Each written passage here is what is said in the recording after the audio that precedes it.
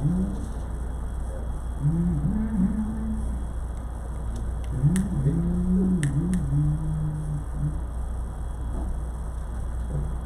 Sabbath, family. I'm Brother Al. For those who don't know, this is my reader, Brother Bernard, coming to you on behalf of the Vineyard of Israel, in the name of the Most High God, the God of Abraham, Isaac, and Jacob, with a message on this true Sabbath day, the seventh day of the week. I want to thank Him for giving us this opportunity to serve and worship Him in spirit and in truth on this true Sabbath day, seventh day of the week. All right.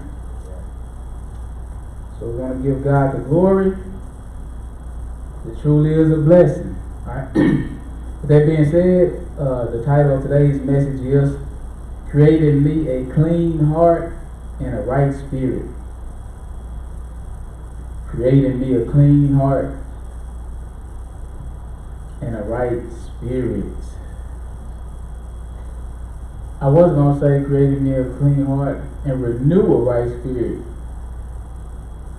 But you got to get a right spirit before you can have it renewed. Right? So we're going to start from the ground level. Right? Create in me a clean heart and a right spirit. The heart is a representation of the mind in the body, right? Man, all our ways we think is right. Everybody else is wrong, we right, we righteous, so forth and so on. But God is going to let us know something about your heart, your mind. Our mind is filled, and we don't even realize it, right? So, like I said, the title is "Create in Me a Clean Heart and a Right Spirit." Let's start out. Let me go somewhere. Psalms 19, chapter 1, verse 12. Psalms 19 and 12. We're going to ask questions. Well, the Lord already got the questions asked. As we go through, fill in the blank in your mind. Psalms 19.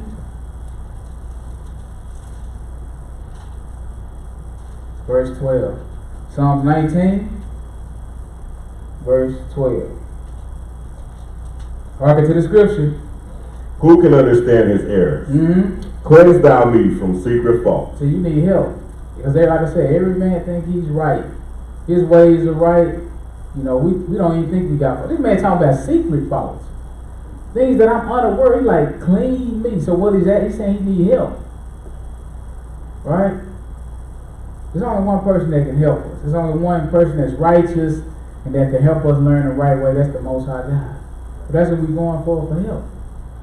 Because the Lord tell you this, right? Jeremiah 17, verse 9. Clean me from secret faults. You got to have a pure heart and a pure mind if you want to see the King. You need a right spirit. The mind is where the battle is being fought. Jeremiah 17, because man always tell you this: God knows my heart. I agree. Won't disagree with you one bit. But I just want to show you what God has to say in regards to your heart. Because we already asked the question, who can understand the error of his ways? Most of us can't even see we have an error. But we can just see the error in other people.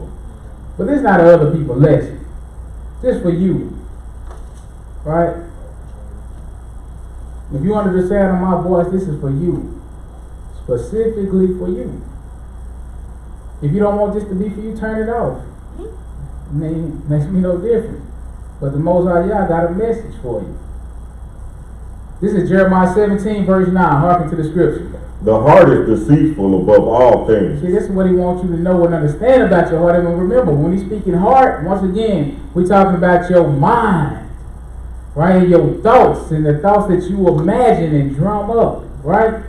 That's what he's concerned. He's not concerned about your actually blood pump heart, your actual heart that pumps the blood. No, he's talking about the heart that's in the middle of your forehead, the central processing unit. It's deceitful. It'll deceive. So now, let me just stop. With that being said, Satan's job is to deceive the whole world. So he's going to come and use Every tool we can get. One of the tools is your mind. Your mind, you already want to be deceived. Your heart is already deceitful above anything else. So all we got to come through is play on it a little bit. And then you know what you'll be doing? Not worried about me, I'll be worried about him. You understand? This man ain't going to be with me in judgment. It's going to be me and my heart. You hear me? So you need to worry about yours. And he wants you to know it's deceitful. And what else? And desperately wicked. It's righteous. Desperately wicked. So the man talked about secret faults, right? All them evil imaginations. The spirit of your mind, right? Your thoughts or spirit, they give life to your actions. That's why the battlefield begins in your mind. You know what we call it? Your consciousness. It's evil. It's desperately wicked.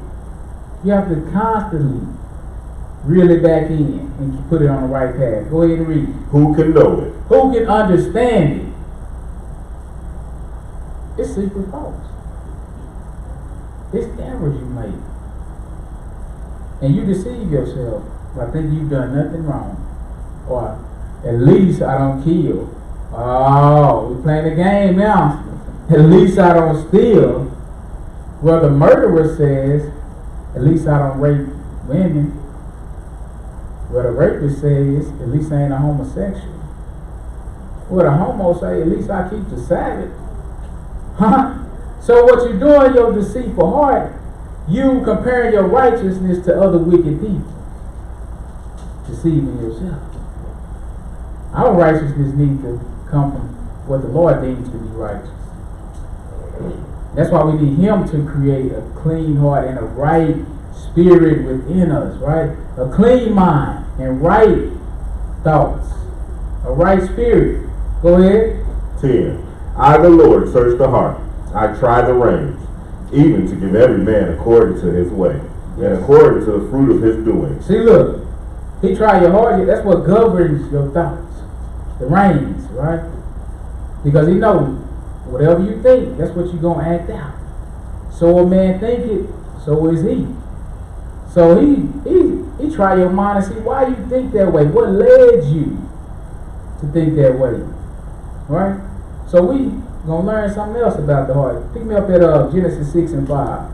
What is wicked? It's desperately wicked. It's evil. Who can understand? You can't, trust me. You got to rely on God's word. If He tell you your mind is wicked, you already agreed that He knows your heart. So He told you. So now you can't backtrack from that.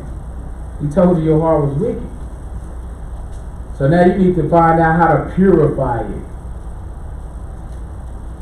You want to be good? Okay. Verse 5. We're going to read one verse, and then we're going to skate to Genesis 8. The Lord was mad with mankind, because man was so wicked at this point. Look at what He testified against it. He about to destroy the world with a flood. And this is why. One of the reasons. Pick me up at verse 5. This is Genesis 6, verse 5. Harken to the scripture. And God saw that the wickedness of man was great in the earth. Right. And that every imagination of the thoughts of his heart was only evil continually. So look, man's deeds was wicked all the time. His works, right? But his works was wicked because his thoughts were wicked. Huh? He had a wicked mind which allowed him to produce wicked works. So that's how the world is now. That's how it always has been. That's why He told you your heart is deceitfully wicked. Right? It'll deceive you. You will think you are right, or you will justify your wrongdoing. That's dangerous. Therefore, you will get waxed worse and worse and worse, deceiving yourself. So you need a stopping point. We're going to find out. We need the Lord to intervene and help us. Right? Did you finish that verse? Yes, sir. Okay, he said the thoughts of man's heart is only evil continually. That's all the time. That's where we at right now in the world. Right? Right back at the beginning. Genesis 8 and 21. Let's skate a little bit. Genesis 8 and 21. Genesis 8, verse 21. Harken to the scripture. And the Lord smelled a sweet savor. Oh yeah. And the Lord said in his heart, What? I will not again curse the ground any more for man's sake. Okay. For the imagination of man's heart is evil from his youth. Look, from your youth up. This is what we've learned as adults, being raised in this Babylonian society. The only thing we've been introduced to is wicked hearts, wicked imagination, wicked deeds. That's why the wickedness seems normal to us now. Right. That's why we so desensitized when it comes to sin. It don't hardly bother us somebody getting killed. Only time it really affects us is if it's somebody you know or having right in front of you. Huh? That's because it's personal then.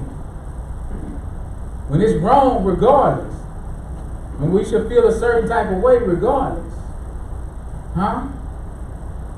My check. I had seafood on. You know. So read that again. 21. And the Lord smelled a sweet savor. And the Lord said in his heart, I will not again curse the ground any more for man's sake. Right. For the imagination of man's heart is evil from his youth. That's all we think about. Evil, evil, evil. And he let you know it's from your youth up. So, in that state, nobody can make it to the kingdom in that state. So it has to come a point in time where we need intervention. We got to see how that's going to take place. Right? But before we get that, I just want to show you a couple more things. Isaiah 30, verse 1. Because we got to purify. Show you what that is. This we do with the Lord permit.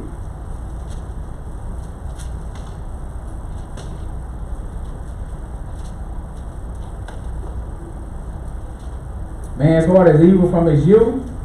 Man can't really understand the errors of his ways. So therefore you need the Lord to point it out. Because you're going to think you're right regardless.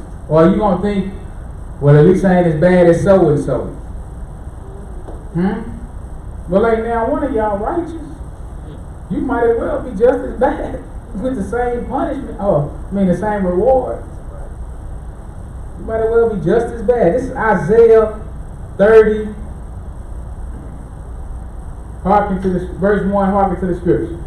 Woe to the rebellious children, saith the Lord, that take counsel but not of me, and that cover with the covering but not of my spirit. The Lord is like, look, these children are rebellious. He said they take counsel, that's ask advice. But you don't go to the one that created you. You go where you ask counsel from your stock, your idol. Smooth over way to say Satan. Huh? They say and they cover with a spirit, right? But it's not mine. And the 24th chapter tell you that it's a veil that's been spread across the whole world. And it's covering the faces of the people. It's a spirit that's on you. That's causing you to be, look what he said, rebellious. Rebellious against what? Because you're not rebellious against society. You do everything they do. The church do the same thing as the world. Right? So you rebellious against the Most High God, though. The one that's going to give you your reward based off what you do. And he said they covered with a spirit but not mine. And this is how he knows. Go ahead. That they may add sin to sin. Right. Because his spirit don't cause you to add sin to sin. Now his spirit is the spirit of truth. A set apart spirit that's going to keep you separate from sin. Not cause you to add sin to sin. But let's see who calls you to add sin to sin. Remember, every evil imagination starts in your mind. Every evil word comes from your thoughts. So you need to have a brainwash. Ephesians 2:2. That's what the word does. It washes your brain from that filth. If you receive it. That's something we got to add too. We got to start saying that. You got to receive. You can hear it, know it, but if you don't receive it, it's not going to penetrate your skull. Ephesians 2. Pick me up at verse 1. Ephesians 2. Pick me up at verse 1. Hearken to the scripture. And ye hath he quickened, who were dead in Right. trespasses and sins. Right, so quicken means to be made alive, right? But how? He's telling you something key. He said you was dead. How was you dead? In trespasses, breaking God's commandments, laws and statutes, and sin. Because you were rebellious against Him. All right, go ahead. Wherein in time past ye walked according to the course of this world. That's right. That's what's going to say. You wasn't rebellious against the world. You were rebellious against His commandments, laws, and statutes, His word, His truth. Go ahead and read. According to the prince of the power of the air. Now look, He's telling you who causing you to be rebellious. The prince of the power of the air. Who is that? The spirit that now worketh in the children of disobedience. The spirit that now worketh in the children of disobedience. That's Satan. Causing you to be disobedient or rebellious to the commandment. Give me the next verse. 3. Among whom also we all had our conversation in time past. That's right. He was dealing with us all. Even our conversation, right? The word that you speak, where do they start? In the lust of our flesh. They start in your mind. So you speak it, and then he said, and the lust of our flesh doing what? Fulfilling the desires of the flesh and of the mind. Fulfilling the desires of the flesh and of the mind. Not fulfilling the desires of the law or the commandments of God. We was fulfilling the desires, whatever we desire, whatever we wanted, no matter how rebellious it was against God's commandment, we was with it, we was getting it, we was chasing after it, hunting it down. Right? We was giving over to those desires and those affections and those works. So we was being influenced by the prince of the power of the air, which is none other than Satan. And if you haven't been introduced to God's truth, you still being influenced by Him. Simple thing. Tell you if you show you if you're influenced or not. The Most High God say, remember the Sabbath, keep it holy. It's a sign between me and my people forever, throughout all generations. You say, no, the Christian Sabbath is on Sunday. That's opposite. That's a different spirit. God's spirit say, remember the Sabbath. He said, these 7 days. You say, no, my Sabbath is every day of the week. My Sabbath is Tuesday because I'm off on Tuesday. That's a different spirit. You can't find that in God's word, which is His spirit. The spirit of your mind, the thoughts of your mind cause you to say that. You justify it wrong. You know it's the 7th day. But since you off, you say, since I'm off, this is my Sabbath. Right. You create your own righteousness. You got your own will coming from your own thoughts, your own understanding. It's causing you the error. And you can't understand the error of your ways. Because you refuse to submit, or you refuse to have your brain, or you refuse to humble yourself before God. And I'm going to show you. He got to break you. In order to create you a clean heart, you got to break you. You got to be broken. If you're not broken, you're not going to have a clean heart. You're not going to have a right spirit. You're not going to be humble enough to receive, to follow behind Him. Part of having faith is follow. You're not going to follow somebody you don't believe in. If you don't break, you will never believe. You will never follow. What verse here, brother? The end of verse 3. Go ahead and read. And were by nature the children of wrath. Look at that. Naturally, you live in a natural little old regular life, you know. Whatever the world put out there, you agree with the ideologies of the world ideas, the thought process, whatever society gives you, you take it and run with it like it's good. That's a regular little life. By nature, that's a natural life. Right. By nature, you're disobedient to God. But all the reason is because it's a spirit working in you, causing you to be disobedient. So He influencing your mind. Y'all get that? You finish that verse? No, sir. Okay. By nature the children of wrath, even as others. Either that was the longest verse, or I was too much talking. One or the other. By nature, but look what he said. The end part of that. What you say again? Even as others. You was the children of wrath, or the recipient of wrath. God's wrath is gonna come on you. If you stay in that state, in that condition, If you don't change, if you don't submit and humble down and let him do his work, let him break you, you a child of wrath. He's going to pour out his wrath on. Right? So, Luke 6 verse 46. Luke 6 verse 46. In order for him to be your God, we're going to learn something. Luke 6 verse 46. Luke 6 verse 46. Hearken to the scripture. And why call ye me Lord, Lord, and do not the things which I say? That's clear. This is Jesus. He asking a question. Why do you call me Lord and you don't do the things that I say? In other words, I'm not your Lord. Somebody else, Romans 6 and 16. You're obeying somebody else. You won't do what? They whoop them. What else? Once again, you gotta be broken. You ain't listening. I told you, you gotta be broken. I gotta break you. The level of your whooping depends on you and how stiff-necked and rebellious you are. Right? Romans 6 verse 16, what it say?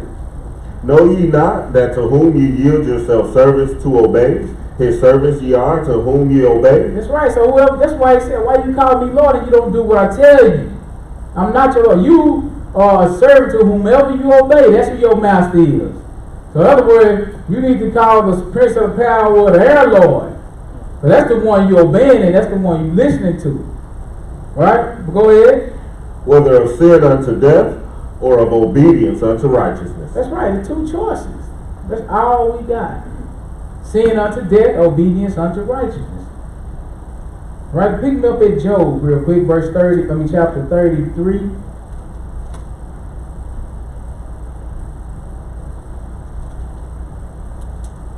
Like I said, created me a clean heart, that's a clean mind and a right spirit. Right? That's thoughts. Right spirit, what is that? Let's take it slow. Thoughts that make you want to do what's right. Imaginations that want to make you obey God. Right spirit. Job, does God talk to you? Let's see how. Job 33, verse 14. He's not interested in talking to you while you're in your carnal state.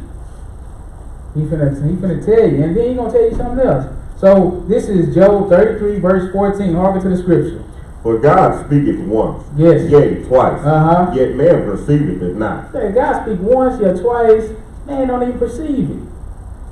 You don't even know what he's talking to. You don't even understand what he's trying to tell you. You know, sometimes, even in the Bible, that's why you see stuff happen 2 or 3 times. Out of the mouth of 2 or 3 witnesses. God have double and triple fulfillments and stuff. He speak to you once, yet twice, but yet man perceive it not. Go ahead. In a dream, in a vision of the night, when deep sleep falleth upon men. You can't talk back then. Your spirit is relaxed. You know what I'm saying? He did with you. Right? Without the rebellion. Your mind is open. Go ahead. And slumbering upon the bed. That's right. Go ahead. Then he openeth the ears of men. Look at that. And sealeth their instruction. Then he openeth the ears of men and sealeth your instruction. The thoughts he giving to you while you just laying and sleep and slumber. And we're going to show you why. He said, then he openeth the ears, because the ears do a thing. We're going to see what it is. Go ahead. 17. That he may withdraw man from his purpose. Look, so he ain't coming to you talking about, yeah, brother Sir James, I want you to play this lottery ticket tomorrow. I want you to play number 17, 34, and 3. You go win $5 million. God, that's not God. He's not coming to you like that. That's not his job. You know what I'm saying? He said he's coming to you to do what? Withdraw you from your own purpose. You know what that is? Your own will.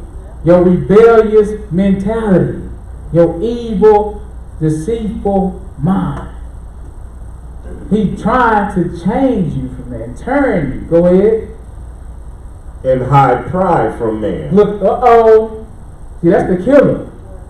He trying to do what to pride? Exalt you? Hide pride. Trying to hide pride from man. Because that's the reason why you won't listen to him. You got too much pride. It's you over everything. You your own God. If it don't please you, don't you know we got people that won't even serve and worship God if it makes them uncomfortable? He's trying to withdraw you from your own purpose. Go ahead and read. 18. He keepeth back the soul from the pit. That's what he's trying to do. Not help you win $1 million. To keep your soul back from the pit of hell. Go ahead and read. And his life from perishing by the sword. And your life from what? Perishing by the sword. Man, that's your physical life. That's what he's interested in, trying to help you live. What else? He is chastened also with pain upon his bed. Look, because you got to be broken. In order for him to create that clean heart and that right, he got to break you from your own will. He got to break you from your rebellious state, from your wicked imagination. Go ahead. And the multitude of his bones with strong pain. Look at that. Woo-hoo! The multitude of his bones with strong pain. Why me? This is a lie. I can't bear it. Well, you better get the lesson that he's trying to teach you real quick. Right? Go on to the 34th chapter. Pick up at verse 3. Because he said he opened up your ears, right, to seal your instructions. Seal your instructions. Verse 3. Go ahead and read it. For the ear trieth words as the mouth trieth meat. That's right. Just like you eat a lot, you eat them words. Your mind is trying those words that you receive. Right? But God come to you while you at your least rebellious state and try to instruct you. He's speaking to your spirit. Right? John 6 and verse 63. Let's show you something what he tells you about the spirit, right? John 6 verse 63. Some of y'all know it, but some don't. Act like this is your first time reading it if you already know it. We're at 63. John 6 and 63. Just jump up and ask surprise if you go over this one. Go ahead and read it.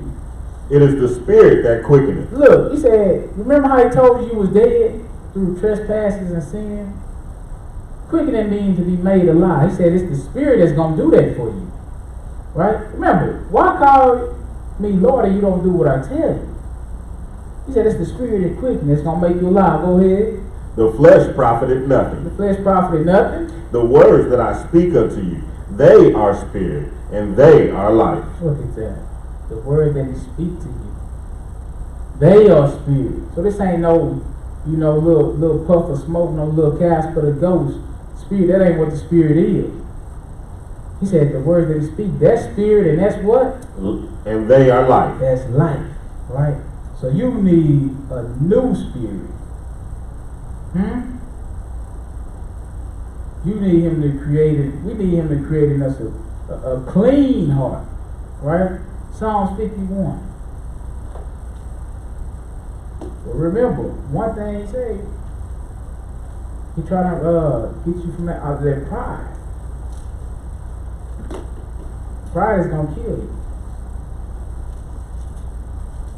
Psalms 51, you pick me up at verse 10 and verse 13.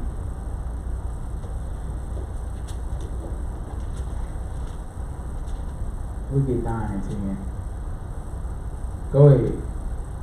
Hide thy face from my sins and blot out mine iniquities. That's right. That's what we want. The Bible tells you, blessed is the man whose transgression is forgiven. Go ahead. Create in me a clean heart, O God, and renew a right spirit within me. See, once he do that, that's going to cause you to obey him. See, right now, naturally, we naturally rebellious, we're naturally disobedient because we have spent all our time obeying another master, which was Satan. Hasatan. So, We asking, created me a clean heart, renew a right spirit within me. Go ahead. 11. Cast me not away from thy presence. See, that's what we want, right? Don't cast. Who want to be a castaway? Go ahead. And take not thy Holy Spirit from me. Go ahead. Restore unto me the joy of thy salvation, and uphold me with thy free spirit. Withhold me with thy free spirit. Look what you will do once you got it. Go ahead. Then will I teach transgressors thy ways. Same thing he was trying to do to you when you're asleep. Refrain you from sin. Say once you got his free spirit or his Holy Spirit, said then you can teach transgressors. Those are sinners. What can you teach them? His ways, right? Because he's sealing your instructions. So you know, he said, teach transgressors thy ways. Go ahead. And sinners shall be converted unto thee. And sinners shall be converted unto you. Huh? It's a process. What's Psalm 19? How do you get converted? By doing righteousness, you know. Let's let the Bible talk. That way is too broad. That's the broad way. Huh? How do you be converted? Verse 7. How do you be converted? Verse 7. Harken to the scripture. The law of the Lord is perfect, converting the soul. I thought it was bondage. It's perfect. Huh? It's bondage to the carnal mind, to the natural man. The natural man can't even be subject to God's law. He naturally show hatred or ill will towards God's law. But what he don't realize is the law of the Lord is perfect. What does it do? Converting the soul. So I just got one question. How are you going to be converted without the law? All you pastors and all you Christians that say the law is nailed to the cross, how are you going to be converted without it? This is what converts the soul. The law of the Lord is perfect. See, the problem is with you. The reason why you won't keep it is because you're too proud. Right. I can eat anything I want long as I pray over. Right. You're too hardy. The Most High God then gave you a dietary law and told you what you can't eat. You in rebellion. You got a different spirit. That's not God's spirit. You got to be broken. Huh? You got to get a right spirit. You got to clean and wash all that filth. Huh? Go ahead. The testimony of the Lord is sure, making wise the simple. Man, what else? The statutes of the Lord are right, rejoicing the heart. See, we haven't read one wrong thing about the commandments, statutes, or the law of God yet. And he said, I thought it was bondage. How is it rejoicing your mind if it's bondage? We must don't know what bondage is, huh? Go ahead. The commandment of the Lord is pure, enlightening the eyes. Who said that? This is not what we've been taught. Huh? Nobody ever told me about about the law when I was a Christian. Huh? They say it's nailed to the cross. God know we couldn't keep that old law. It's legalism. It's bondage we knew now. You know, all this foolish talking. They ain't read me no scripture, not one scripture. But it sounded good. Right? My mom was already wicked anyway. Right. But I was a Christian. My mind wasn't converted. You see what I'm saying? I'm just telling you. My mind was not, my brain wasn't washed. Because I had no law of God. Right. I had the law of man, the law of Hasatan. So that's what I obeyed. So that kept me in a rebellious state. So I needed a new spirit, a right spirit, a clean heart. I needed to wash from that, right? Only thing I did it was the commandments. The problem ain't with the commandment, it's with the people. It's with you and how you think and who's leading you. So indeed I was calling them Lord, Lord, Master, Master. I wasn't doing nothing that he said. He told me to remember the Sabbath. I said, look, Lord, the Christian Sabbath is on Sunday now. You know when you did that new thing? when you died? You know what I'm saying? You remember when you did that on Calvary? When they stretched you high? Huh? When they hung you wide? Huh? Didn't you die? Huh? But he didn't die so I didn't have to keep the law, dummy. You know what I'm saying? Hey, he gave a trespass offering to the Father to give you another chance. So that you can have a new mind and a right spirit, and then now you can keep the law and be converted and healed, right? But go ahead. So I had to be broken, in other words, from that mentality. See what I'm saying? That Christian mentality was going to kill me. Go ahead and read. 9. The fear of the Lord is clean. I had no fear. I ate anything I wanted. Right. You know, I don't even know why I prayed over it, really. There wasn't no point. I'm still feeling the effects of some of that foolish eating. Years later. Some still ain't all the way right. You see what I'm saying? But go ahead and read it. Enduring forever. The judgments of the Lord are true and righteous altogether. So if it endured forever, how did it stop once he hit the cross? Right. It's not forever. We done had 2,000 years past that time, right? But go ahead. 10. Yes. More to be desired are they than gold. No. See, this that skip over scripture. Just shoot all past this, skip down a little bit, you know what I'm saying? What is he talking about? More to be desired than gold.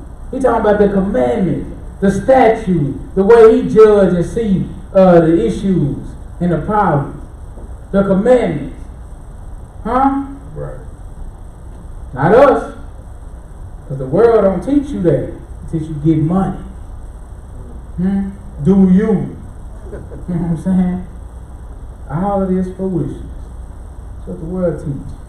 Go ahead. Yea, than much fine gold. Go ahead. Sweeter also than honey and the honeycomb. Moreover, by them is thy servant warned. Look what he's speaking to you while you in your unconscious state while you sleep. Instructions. The man said, this better than gold. It said, moreover, did he say he warning you? Right. To save your life from the sword? Moreover, by your commandments is your servant warned. But if you're not his servant, you know what you're going to do? Go out partying on the Shabbat. There's a chance you might get slaughtered. That's when the most death happens. Right. You didn't hear the warning, did you? Keep going, because I almost said it.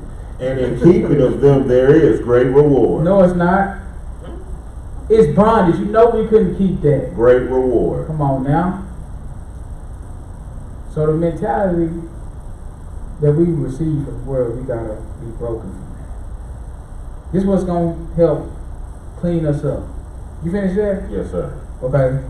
Let's go Ephesians 4:26. Ephesians 4.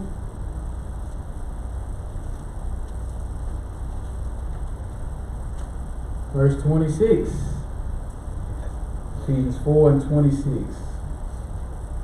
Hearken to the scripture. Be ye angry and sin not. Let not the sun go down upon your wrath. Yes. Neither give place to the devil. Yeah. Let him that stole steal no more, but rather let him labor, working with his hands in things which is good. That he So has. that's good. Go 5:26. My bad. 5. Those are good too. Oh, it wasn't good? You heard the word of the spirit, now. Don't argue with the word. 5:26. This better right here to fit where we going. Go ahead. That he might sanctify and cleanse it with the washing of water by the word. See? He coming back from church without spot and without blemish that he purchased with his own blood. On top of that, he said this is how he gonna clean it, sanctify it and set it apart. He gonna wash it. Right how? By the word of God. Huh?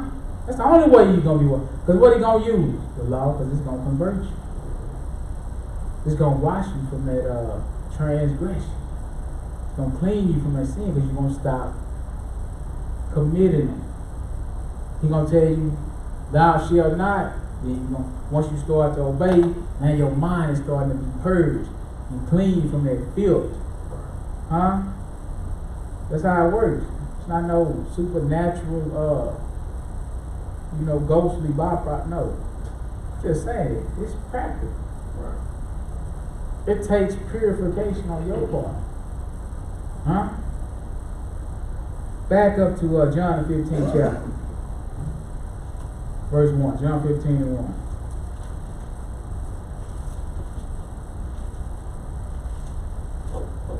John 15, verse 1. John 15 and 1. Hearken to the scripture. I am the true vine, and my Father is the husbandman. Yes. Every branch in me that beareth not fruit, he taketh away. Every branch that beareth fruit, he purgeth it, that it may bring forth more fruit. Okay, so if you in the truth, you walk in this thing, right, you can expect some purging. You still have to be refined also. Yeah, you done brought forth a little fruit, but there's some things you need to work on. You need a renewed spirit. Because you know what? Where you at right now, you done brought forth all the fruit you can bring. Now I need to purge you so you can get better stuff. Now you can bring forth more fruit once you get better. See, it's for you too in the truth. You can't stop once you get the word, once you've been in it so long. It's to grow and get better so that you can bring forth more fruit. Even if it's within yourself. Because the man talked to you about adding fruits of the Spirit. I'm going to paraphrase. It's like, if you got virtue, add brotherly love, right? You got brotherly love, add wisdom. You got wisdom, add faith, right? I know it's bad, but you get the point. That's the only thing you need to do is get the point, right? So you add, right? Not stop. Not all, I'm good, I got love, virtue, knowledge. Yeah, but you lacking wisdom? You lacking brotherly love? You lacking kindness? You might be upside down. Right.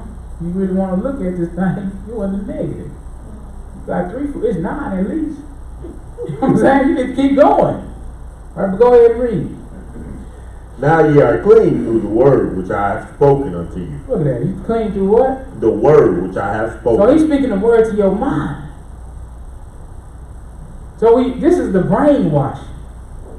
The word of God is what's going to wash your brain from all of that filth. Therefore, your hands can start to produce righteous deeds or what's right. But first, you got to humble down. Proverbs 15 and 33. Proverbs 15.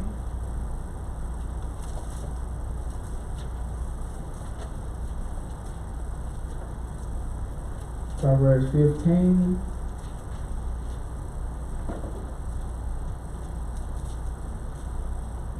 Proverbs 15.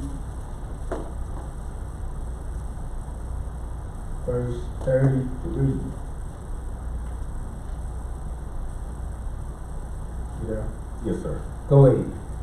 The fear of the Lord is the instruction of wisdom, and before honor is humility. So the fear of the Lord is the instruction of wisdom, and before honor, before he can exalt you, humility got to come first. You know what that's telling you? You have to be broken. You want a clean heart and a right spirit, I got to break you down.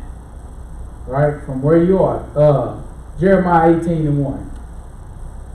You got to be broken.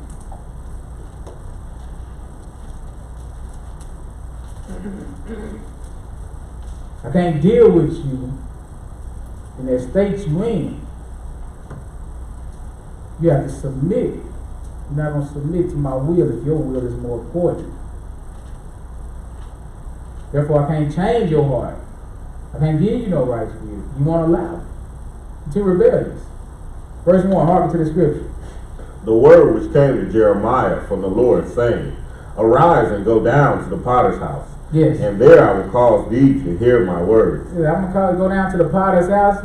When you get there, I'm going to cause you to hear my words. Go ahead. Then I went down to the potter's house, and behold, he wrought the work on the wheel. So what he observed is he went out to the potter. It's a potter, and he got a little head. 4. And the vessel that he made of clay was marred in the hands of the potter. So look, he took that one lump, he made the vessel. He didn't like it, it didn't please him. Right? What did he do with it? He destroyed it, he marred it. Right? This is a representative of how the Lord has to do you. You the same lump of clay, right? But in your rebellious, in your fleshly state, gotta be destroyed. Humble. Gotta humbleness before honor. Humility. Nobody wanna be humiliated, do you? It's a must when you come into God. You gotta keep it up. You gotta be broken. Humiliation is a part of it. Then you can be exalted. Look what he's about to do. Go ahead and read. So he made it again another vessel. So he didn't take no different some of clay. He took that same lump of clay that he marred and he reworked it, right? And made it into something better, which is what the Lord is trying to do with you. But you got to be broken first. Humility before honor. Go ahead. As seemed good to the potter to make. That's right, because the Lord is the potter. He knows what's good and what's best for you. And he molded it into one that pleases him. Go ahead. 5. Yes. Then the word of the Lord came to me, saying, What did it say? O house of Israel, Yes, sir. cannot I do with you as this potter? Look, he's talking to his people. He's like, I can do with you. Cannot I do with you like this potter has done with this clay? Go ahead. Saith the Lord. Behold, as the clay is in the potter's hand, yes, so are ye in my hand, Ooh. O house of Israel. He said, just like the clay was in that potter's hand, that's how you are in my hand. So you want to come to me. If you want me to make you a new heart and a right spirit, I got to mark. I got to clean your mind. Matthew the 9th chapter, 14 verse. I got to humble you down. In other words, I have to chastise or chasten you. Huh? That's part of breaking you down.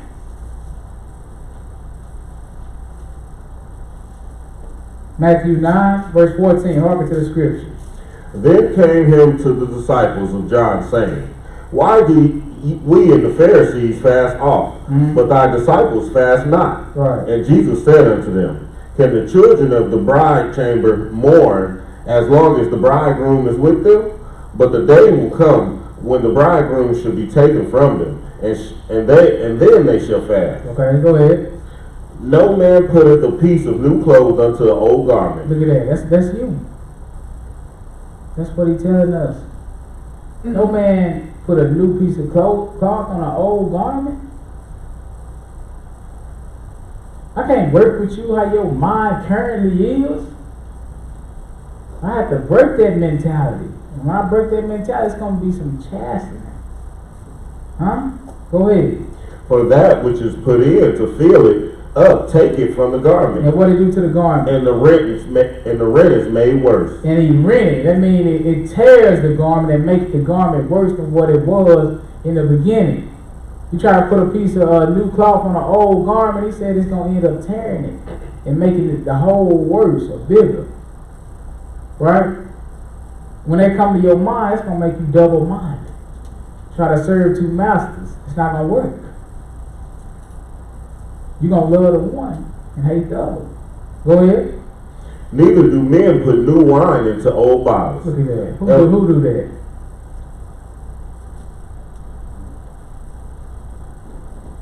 I gotta dump that out. Everything you learn, everything, the state you in there, I gotta redo it. I can't put no new wine in there. You still got that old garbage in there. Go ahead. Else the bottles break, and the wine runneth out, and the bottles perish. But they put new wine in the new bottles. Look at that. I gotta make you new. Just like he did with that clay. That same lump he took, he made it a new vessel. That's what I gotta do to your mind. I gotta wash it with the word, convert it with the law, break you from your hardiness, give you instructions. to make you want to do what's right, right? So I gotta dump all that old filth out, and I'm gonna put the new wine once you become a new person. It's gonna cause you to become a new person, have a new way of thinking, a new mentality, to wanna keep the commandment. I'm gonna show you. Once you get a renewed spirit or a new spirit, it's gonna cause you to wanna keep His statutes, laws, and commandments. That's the purpose. You gotta be broken down first, though. Go ahead. And both are preserved. Then you'll be preserved. That's the end state versus being destroyed. Huh? That's the game. That's what we want. Right? Hebrews the 12th chapter.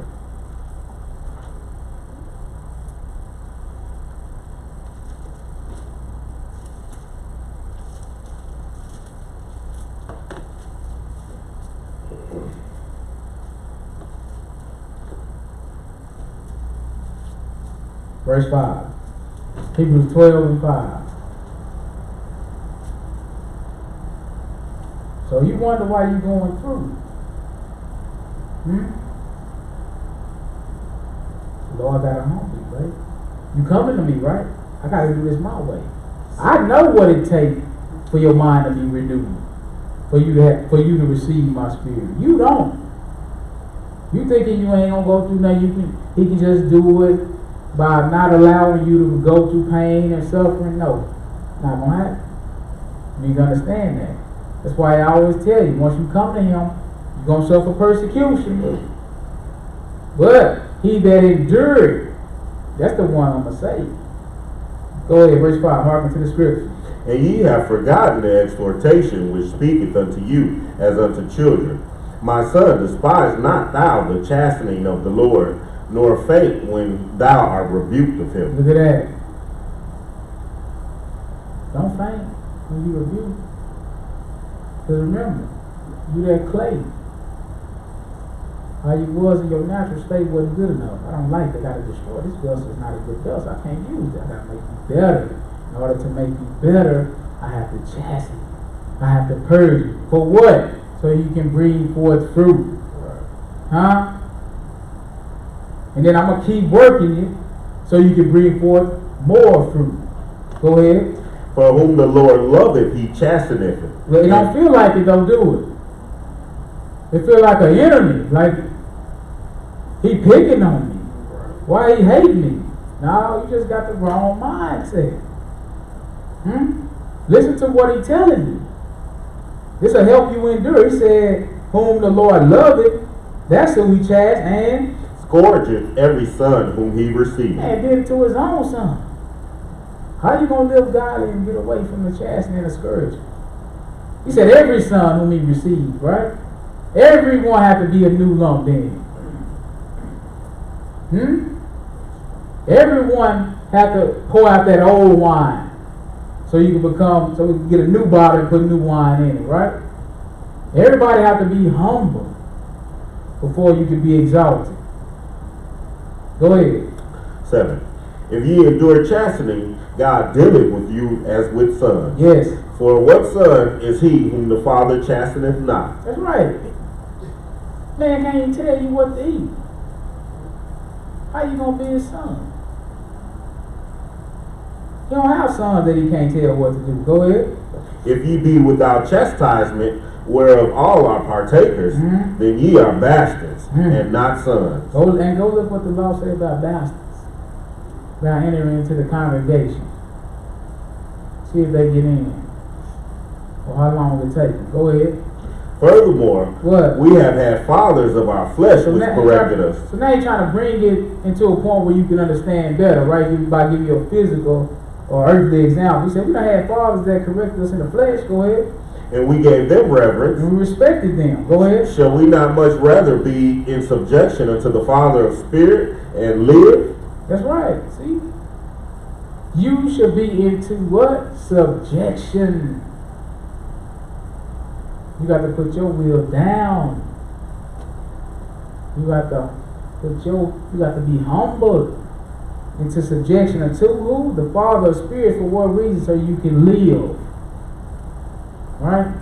Go ahead. 10. For they verily for a few days chastened us after their own pleasure. Yes. But he for our profit. See, he doing it for your own good. Go ahead. That we might be partakers in his holiness. Yes. Now no chastening for the present seemeth to be joyous, but grievous. That's right. Yeah, we all can agree on that. Huh? It seems like almost like murder, don't it? But go ahead. Nevertheless, afterward it yieldeth the peaceable fruit of righteousness unto them. That's the end result. The fruit.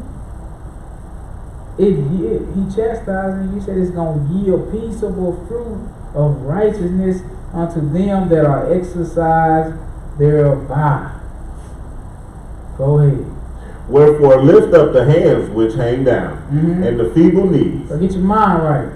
Don't faint. Right? But it is get some renewed strength by knowing this.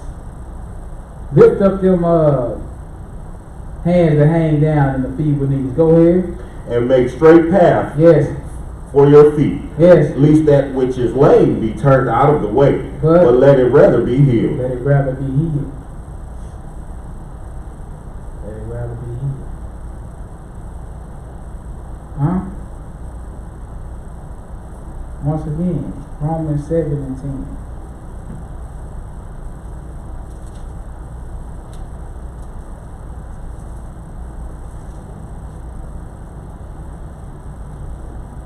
The word. Receiving and obeying the word is what's going to create that clean water. That right spirit. And when you start to apply it to your life, some things are going to happen to you. You're going to have to go through some situations that are going to turn bad for you. But you're going to have to go through them and endure them and still obey the word. That's how you're going to be made new. Obedience to the word. You have to give up some stuff probably or lose some things. Huh? People. Whatever the case may be, he purged you. He trying to deal with you as a son so he can receive. Your mind has to be broken from the state it's currently in though. So you can know his will over mine. Whatever I gotta do, let me submit myself to his will. Humility. Before we be honest. Verse 10, go ahead. For the commandment which was ordained to life, I found to be unto death. That's right. The commandments. That's ordained to life. Obedience of the commandments. Verse 14. Go ahead.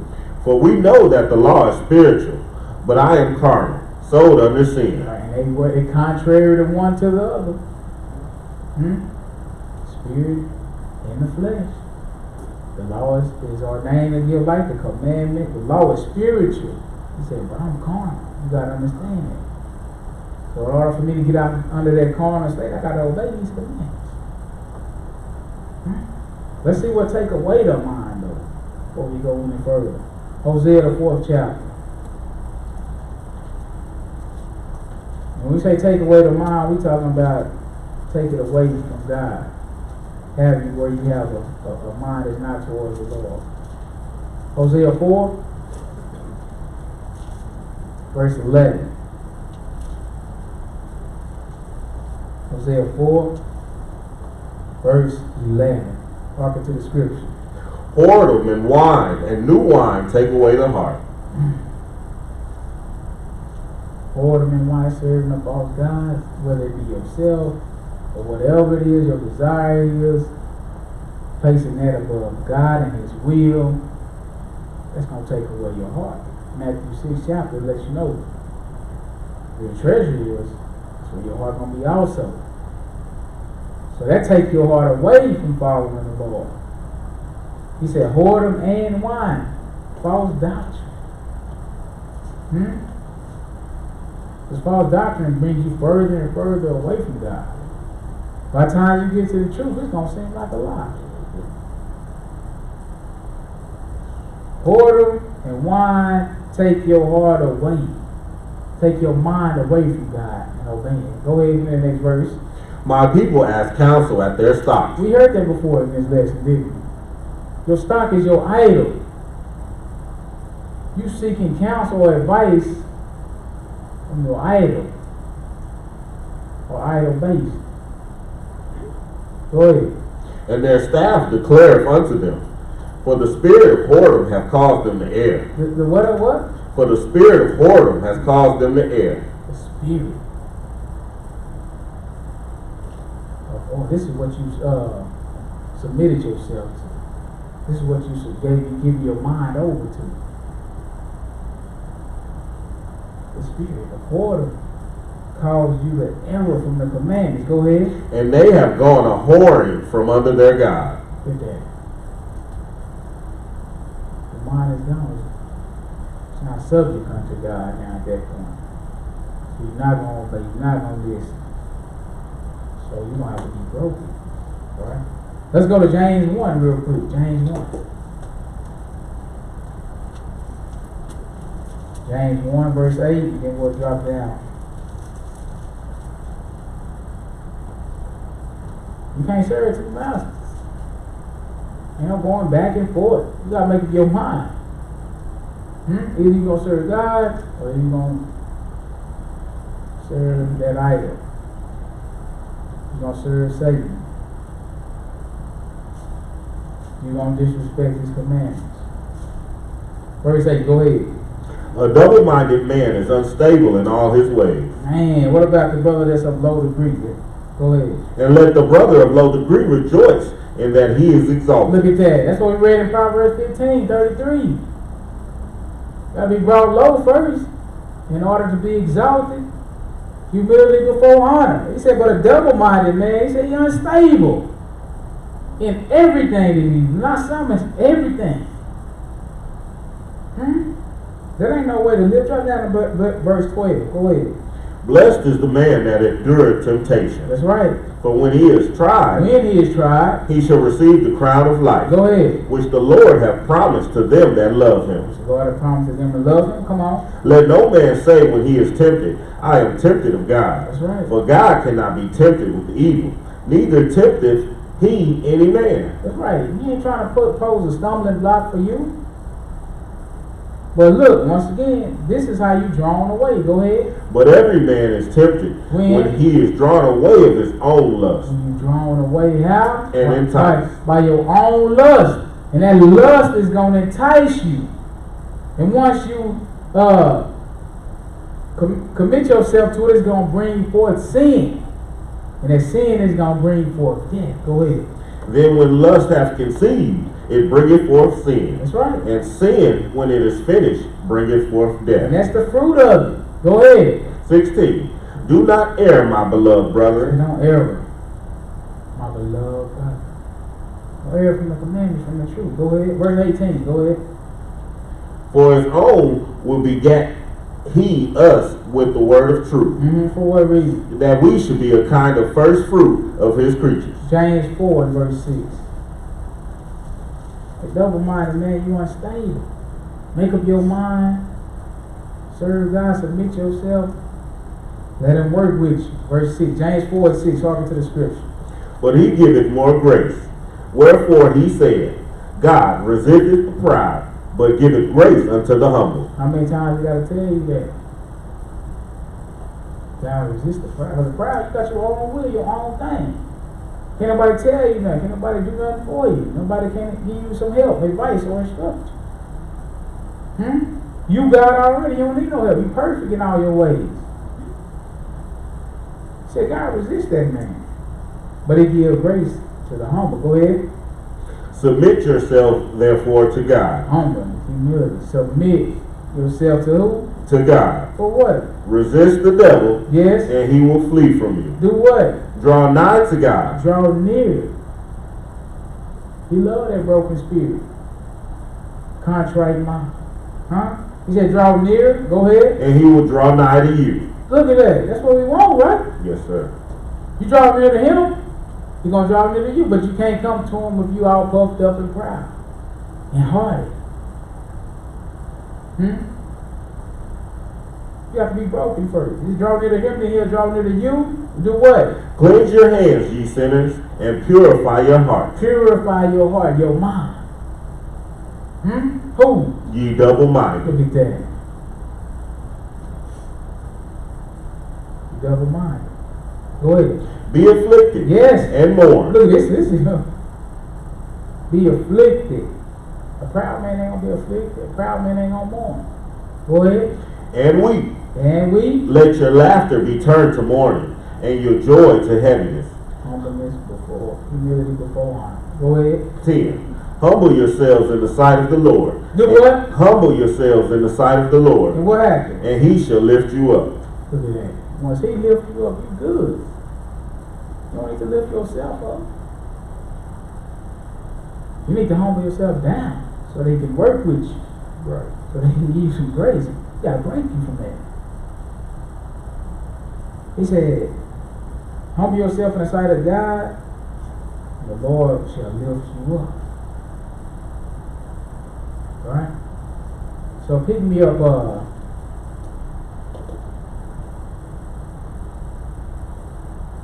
in Ezekiel 30.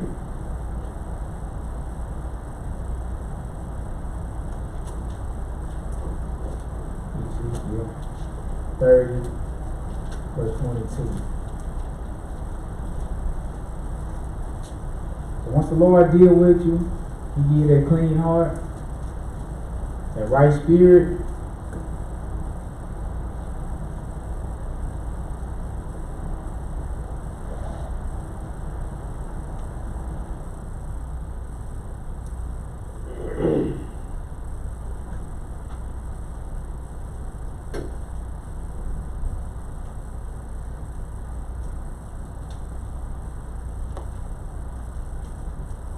That's not what I want.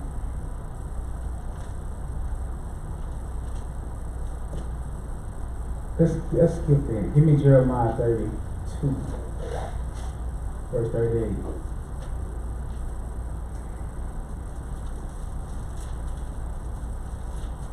Jeremiah 32, verse 38. It says, maybe it's Ezekiel 33.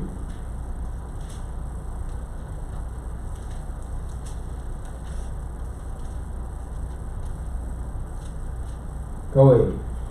And they shall be my people, and I will be their God. And I will give them one heart and one way, Look, go ahead. that they may fear me. Look, what happened when He give you one heart, one mind? That you'll fear Him. Forever, Mm-hmm. for the good of them and their children after them. Mm-hmm. And I will make an everlasting covenant with them, that I will not turn away from them, Yes. to do them good. Right. But I will put my fear in their hearts. You'll put your fear where? In their hearts. Gotta fear Him. What's that gonna do? That they shall not depart from me. Yea, I will rejoice over them to do them good. And I will plant them in this land assuredly with my whole heart and with my whole soul. So once He give you a new heart and a right spirit, it's gonna cause you to obey Him. Right? It's gonna cause you to want to do what thus saith the Lord. Pick me up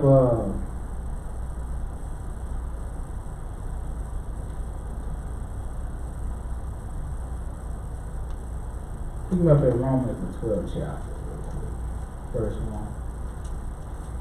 Gotta find my spot. That's not.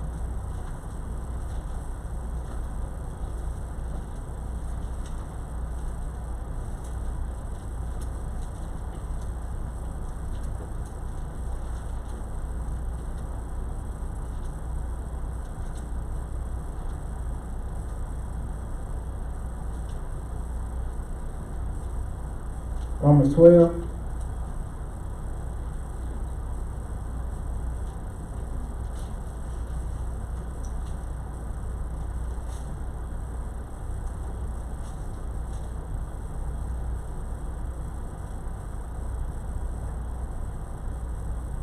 Verse 1.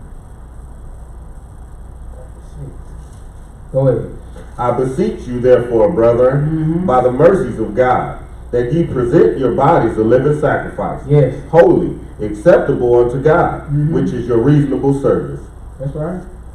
Go ahead. And be not conformed to this world. Don't be conformed to this world, because remember, the prince of the power of the air, that's the one who's controlling and working in your spirit to cause you to be rebellious. But this is what he wants you to do. Don't be conformed.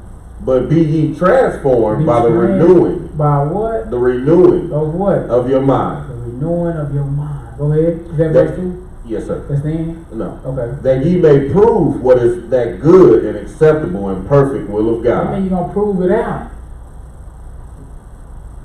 You'll be able to do it and obey it. All right, Ezekiel 36 and 26. Let's back that up. Ezekiel 36 and 26.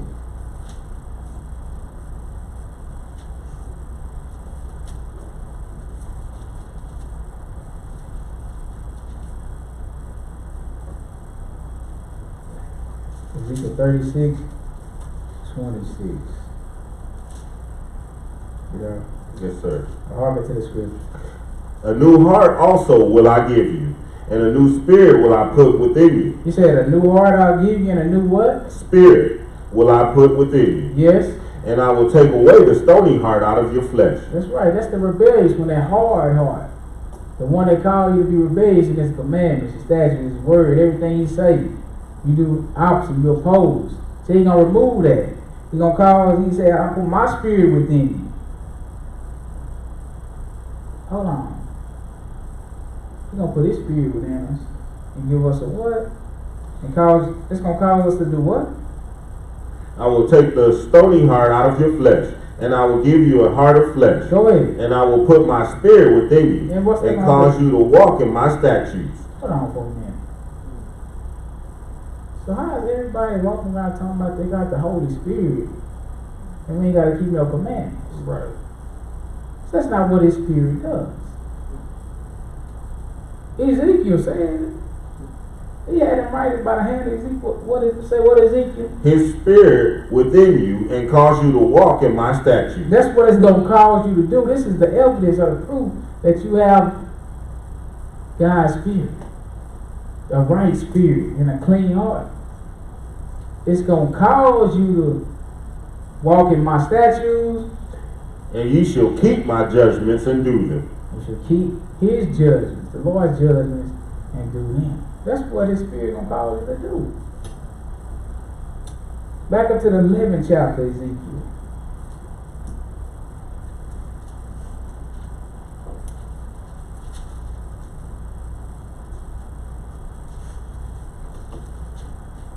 Verse 18.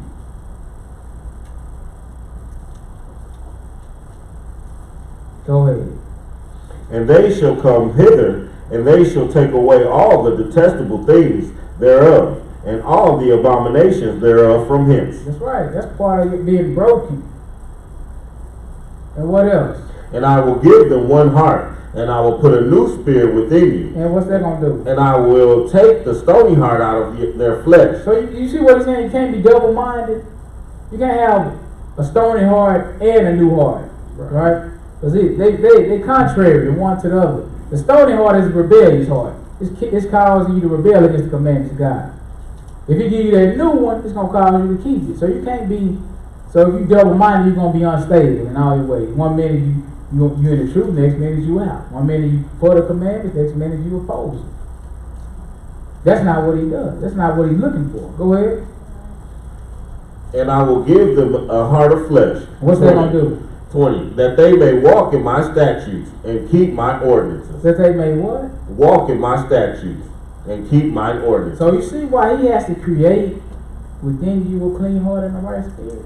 Because naturally we wasn't doing it. We wasn't walking in his statutes. Even the natural churches today, they don't walk in his statutes and keep his laws and judgment. Huh? They need a new spirit. They're covered with a covering, but not his spirit, that they may add sin and understand what they're doing. But if they will humble themselves down, the Lord will be able to work with them. He'll take that stony heart away, he said, and give you a new heart and a right spirit. And that'll cause you to walk in my statutes and keep my ordinances and do them. And then what'll happen? And they shall be my people, and I will be their God. Go ahead, last verse. But as for them, those heart walketh after the heart of their detestable things and their abominations. What you gonna do? I will recompense their way upon their own heads, saith the Lord God. Look at believe. That's not good. Huh? You gonna get what you deserve, in other words. If you deserve a whoop, you gonna get that whoop. And that's why they be transformed by the renewing of your mind. That he'll give you a right spirit. When God give that right spirit, you're gonna have peace. Even when things going against you, everybody against you, right? Let me just give one quick example. 1 Samuel 30. Because the Lord said about David, that's a man after his own heart, right? The Lord tell you to be fervent in the spirit, doing his business. 1 Samuel 30, that's when you got a new heart, a new spirit. You think differently towards God. Everybody else could be in an uproar. Huh? It ain't gonna affect you like it affect them. You on a high level of thinking. Verse 1. We'll read all the way to verse 6. Go ahead. And it came to pass, What happened? when David and his men would come to Ziklag on the third day, that the Amalekites had invaded the south, and Ziklag had smitten Ziklag, and burned it with fire, Okay. and had taken the women captive, and were therein they slew not any. Alright, so the Amalekites, they done burnt the city. Alright, they done took the people captive. They didn't kill them, but they just took them captive. Go ahead. Either great or small, but carried them away, and went their way. And what happened? So David and his men came to the city, and behold, it was burnt with fire, and their wives, and their sons, and their daughters were taken captive. So they done came to the city that's been burned with fire. They sons, their wives, their daughters, they done been taken captive. Go ahead. Then David and the people that were with him lifted up their voices and wept, until they had no more power to weep. Well, watch this. Go ahead. And David's two wives were taken captive, Ahinadab and Jerezelis. The Jezreelites. Yes. And Abigail, the wife of Nabal the Carmelite. Yes. And David was greatly distressed, yes, for the people spake of stoning him. Look, everybody in the uproar against David. They talking about stoning him. They so much displeased with him. Go ahead. Because the souls of all the people was grieved. Right. Every man for his sons and for his daughters. Okay, so that's, I mean, quite naturally, right? Can't blame them too much. So everybody is against him. Everybody's in the uproar against him. Look at David. Go ahead. But David encouraged himself in the Lord his God. So that's a different spirit. Everybody against you? They talking about stoning you and killing you? The Bible says this is a man after God's own heart. He got a different kind of spirit than everybody else. First thing he did was what? Encouraged himself in the Lord. Go ahead and read. And David said to Abiathar, the priest, Amaleki's son, I pray thee, bring me hither the ephod. And Abiathar brought hither the ephod. And David to David. And David inquired to the Lord, saying, shall I pursue after these troops? Let's look what the man done. He inquired of the Lord. Everybody want to stone him, kill him, turned against him. First thing he did was encourage himself in the Lord. He had to draw strength. But he couldn't get it from nobody else. None of the, they all against him. He didn't retaliate by saying, come on with it. You know my reputation now. I slay 10,000. You know, come, you want some of this? You better watch it. You know who I am. See, he didn't do all that. You know what he did? He humbled himself, He encouraged himself. That's a different spirit. Y'all might not. It might be nice, not as powerful. That's a big move right there. He encouraged. What he say? He inquired of the Lord. What shall we do next? Bring me that ephod. Can you do this when everybody against you? See, that's not no man's spirit. That's the spirit of the Lord. Go ahead. And David inquired at the Lord, saying, Shall I pursue after this troop? Yeah. Shall I overtake them? And he answered him, Pursue, for thou shalt surely overtake them. Ah, your reward, that's big. Right, Isaiah 40, verse 31. Isaiah 40. That's the Lord's speed. It's different. That's why you need it. If you're a servant, it might come a day when everybody's against you. Where are you going to draw your strength from? Isaiah 40, verse 31. Hearken to the scripture. But they that wait upon the Lord shall renew their strength. Man, that's what David did. They that wait upon the Lord shall renew their strength. They shall mount up with wings as eagles. They shall run and not get weary. And they shall walk and not faint. You need that. He do this for the humble though. Philippians 4 verse 13.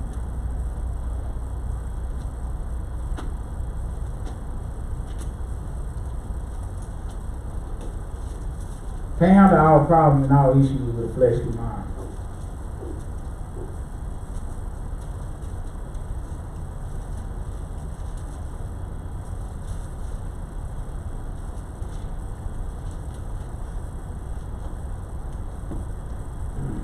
Philippians 4 verse 13. Go ahead. I can do all things through Christ which strengthens me. That's where you draw your strength from. If you got that spirit, that's the mentality you're going to have. I can do all things through Christ who strengthens me. Right? Ephesians 5 and 9.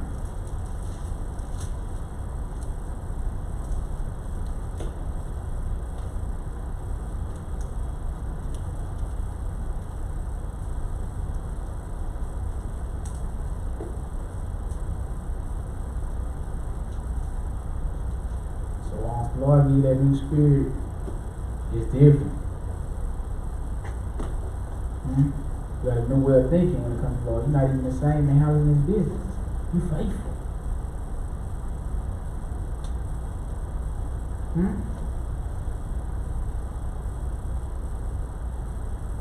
Every little situation don't destroy you no more. Right? Don't faint. Be weary, lift up. Remember you said that? Lift up them hands and them feeble knees. Verse 9, go ahead. For the fruit of the Spirit is in all goodness and righteousness and truth. So the fruit of the Spirit, right? It's in all goodness and what? And righteousness. And righteousness. And truth. And truth. Doing what? Proving what is acceptable unto the Lord. That's why we need that new heart. Proving what's acceptable unto the Lord. Right? So we need Him to create this type of spirit within us. We need Him to clean our mind, right? This one more thing you gotta do. 2 Corinthians 13.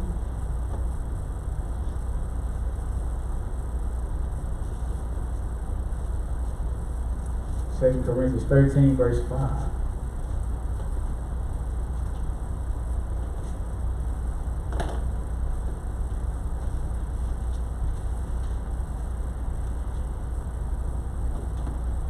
Second Corinthians 13, verse 5. Talking to the scripture. Examine yourselves, whether ye be in the faith. Prove your own selves. Know ye not your own self, how that Jesus Christ is in you, except ye be reprobates? You gotta prove it. Prove your own. You gotta examine your own self to determine and know whether you're in the faith. He said, prove it. Right?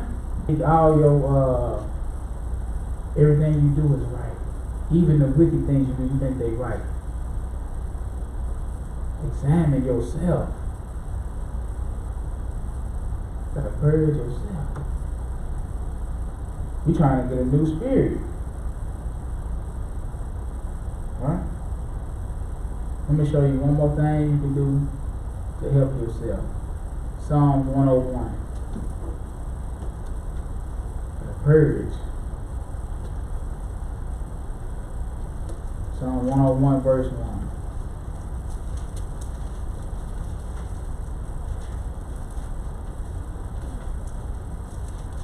Psalm 101 verse 1. I got one more after that he covers it down. This one, we really kind of overlook and take this one for granted. We're going to see. It's going to help you. Verse 1, hearken to the scripture. I will sing of mercy and judgment unto thee, O Lord. Yes. Will I sing. What? I will behave myself wisely in a perfect way. But behavior is everything. I will behave myself wisely in a perfect way. What that mean? That means that he behaved himself in a way that he can't be blamed. Huh? No blame can come back on him. Go ahead. Oh, when wilt thou come unto me? I will walk within my house with a perfect heart. Look what he said. Oh, when wilt thou come unto me? I will walk within my house with what? A perfect heart. Perfect. That's a perfect mind. Without blemish. Blameless. Go ahead. Look, this is one of the ways I'm going to get that. Go ahead. I will set no wicked thing before mine eyes. See, this is why you can't do it. Too busy watching foolishness. You ain't taking foolishness on the day. You overlook this. Like it's no small thing. This is to help you deal with them demons. Huh? I will set no wicked thing before my eyes. Why? Because I already know that the ear try to words like the mouth try me. And the devil is speaking to my spirit just as God is. He's sending messages and planting seeds. Huh? And you picking up on them because you in a state, you under the banner of entertainment, but you really being detained. Your mind is being detained while I'm pushing these seeds. And I'm pushing these thoughts in your mind. Therefore, once the situation arises in your life, you're going to do what you saw. Huh? If you're watching a TV show and you fussing and cussing, right? You go out and you play a little ball in a situation, get heated, what you gonna do? Fuss and cuss. Because that's what you receive. Look, listen. When you under that banner of entertainment, you're receiving that stuff. You're receiving those spirits. They talking to your mind.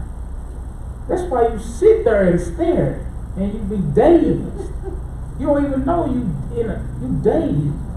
Your eyes glossy. You staring so hard. Take some of that glare off your stuff. Huh? Your mind has been detained. And I'm pushing my doctrine. Look, the Bible talks about you can prophesy through music. Huh? 1 Chronicles 27, I believe it is. That's the funnest and easiest way. So I just give you a nice little beat. I'm going to talk nothing but death. I'm going to speak nothing but death into your life. See, and this is the stuff we take on. This is why we have to be broken and humbled down and cleansed by the word. We making the Lord work extra hard. Huh? And then you come into the truth and you still indulge in those things. You know why? Double mind. You double mind. You unstable. Huh? 1 minute you with it. That's why you can't love him fully with your whole heart and with your whole mind, because you're giving part of your heart over to something else. This is why it takes so long for the word. This is why you heard every message before. This is why you easily bored with the simple things. It's true we told. You ain't mastered that yet. Right. But you can go watch reruns. Huh? Yeah. Reruns attentively. Sit down, Sam. Don't sit watch the TV. Game on. Huh? This is a playback. The Broncos won. Get out of there. Just showing you. You got an enemy. You don't know the wiles of the devil. And when you do, you really don't want to accept it. Because you've been trained and brought up in a society which we call Babylon, which is the hold of every unclean spirit, every foul spirit, every hateful bird. The devil is pushing his doctrine. So even when you come into the truth, your battle gets harder. So you need the Lord to give you a clean heart and a right spirit. Alright? Give me that next verse. I hate the works of them that turn aside. You shall not cleave to me. Man, that's what that's the purpose of this entertainment and stuff. To turn you out the way. That's the purpose of that new wine. That's new false doctrine. False doctrine. To turn you out the way. You came into the truth, but let's see how stable, let's see how grounded you are. I bet y'all can turn you. I bet y'all can feel me. You know Jesus is Greek. The Old Testament is fake. Really, black people, really, we kings and queens in Egypt. That's before the Bible. I'm just saying. Really, Jesus is a plagiarism of 48 laws Maya. Huh? Really, Islam is what it is, my brother. Allah is the one true God. You have to receive His Spirit, which is going to cause you to walk in His commandments, proving what's acceptable unto Him. Getting it from His Spirit, which is His Word. That's what's going to give you life. His words. Right? That's enough. Matthew 5 and 8. I'm done with it. Matthew 5 and 8.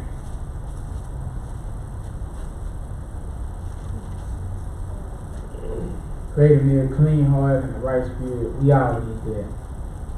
Bottom line. Only one source you can get it from. Bottom line. The Most High and His Word. Let's see. Verse 8. Harken to the scripture. Blessed are the pure in heart. That's what you want to be, right? Because remember, your heart is evil from your youth up, but once you clean it, it becomes pure, undefiled. That's what we was reading in the song. Blameless. Blessed are the pure in heart, for they shall see God. I hope we got some understanding. In Jesus' name, I thank you for your time. Amen.